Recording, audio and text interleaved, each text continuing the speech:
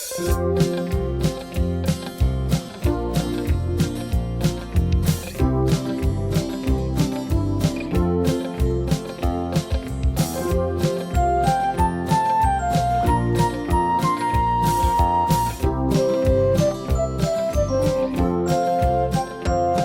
name is Chela Sanchez. I was born here in the Rogue Valley. And today I'm going to talk about my grandfather, Hermenegildo. He is my mother's father, and he died when I was about 12 years old, and to this day, I still think about him. I think about the lessons he gave me at such an early age, and his commitment to family is certainly a part of who I am today. My parents were born in Mexico, and when they got married, my mother and father had 2 children. They had my 2 older brothers, and my father knew that if he wanted to make a life for his family, he was going to have to go to, like so many others before him, he had to go to America. And when he did that, he left my mom and 2 older brothers in Mexico and would send money on a very regular basis. But for 5 years, my mother lived as a single mother while my dad sent money home. And it wasn't until they had several conversations back and forth about what they wanted that my mother finally decided that they were going to come to the United States. When they came to the United States, they had me, and but they were stuck because of the immigration status that they had.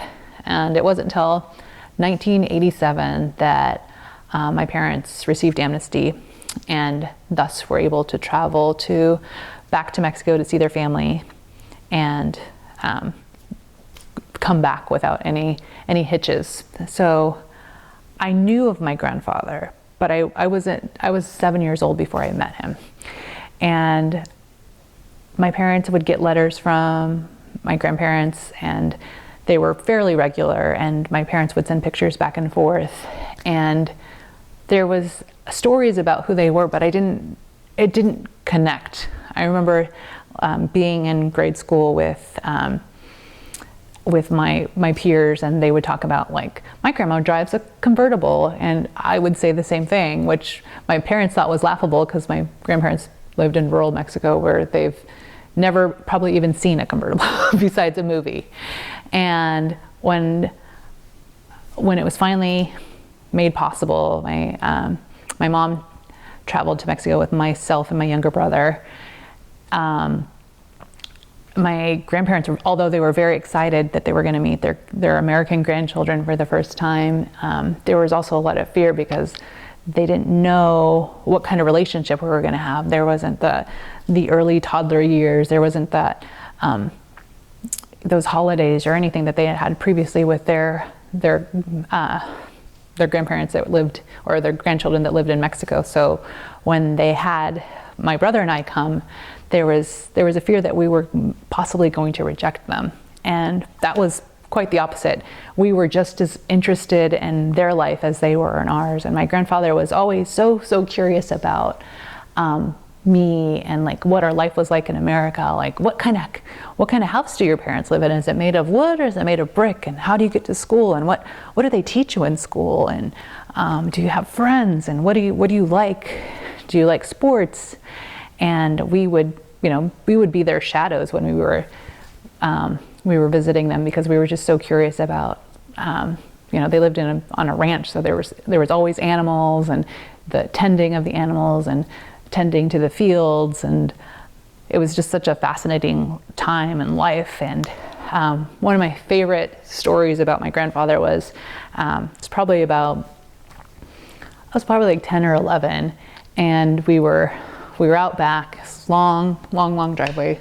You could kind of see it in this picture, but it had a straightaway and then it curved, and we were on the straightaway, and it was time to go back home for lunch, and I started, like, half joking with my grandfather that I was going to run, and He's like, you want to run? Let's run. And at this time, my grandfather was probably in his like late 60s or something.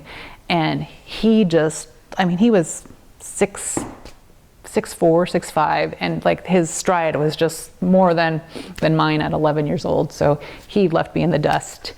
And I was so angry that he didn't let me win. And he said, no, you can't just win. If you're gonna go for something, you have to earn it. I'm not gonna give it to you.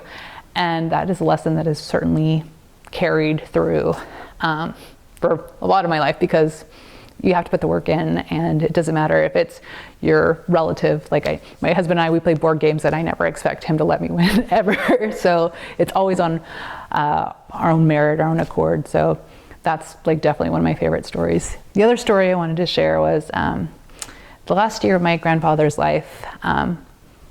My mother and I and my younger brother, we went to go visit them, and we knew he was not gonna survive much longer. And he was battling cancer, and he just said he was gonna refuse treatments and he was gonna live out his days without anything else. And it was a somber time because everybody knew this was coming, and I was like, if you're gonna see him, you have to get here. And so it was just like a get on the plane kind of trip. And he was somewhat bedridden, but somewhat mobile. And I went to go see him in his room, and the room was empty. And so I started looking for him around the house, and it was a sunny day. It was cool, but the sun was out, and it just felt warm. And I went around the house, and I found my grandparents. They were sitting up against the wall of their house, and the sun was coming down, and they were just kind of holding hands, sitting on the ground, talking to each other. And I snuck up on them and I said, "Aha, I found you." And they're like, "Oh, you found us." And they was kind of laughing. And my grandfather and grandmother were probably the happiest I'd seen them. They were in a good spot. Like, I think my grandfather and grandmother like knew what was coming next, but they'd made peace with that. And he died shortly after that.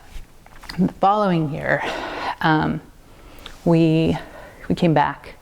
My grandmother was doing okay. She had kind of come to terms with what her new life was. And when I went back to that part of the house where I'd previously seen my grandparents sitting before, there was flowers growing in the exact spot that they were sitting.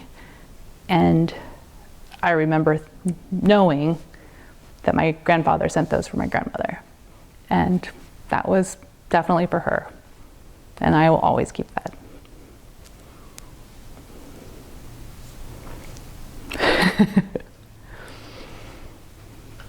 And you brought a statue. Yeah, this is, my grandfather was a very religious man. And I had the best relationship with my grandfather. He just got me. And every night, my family would pray the rosary, either at home or they would go to temple, or the little temple that they had in the village.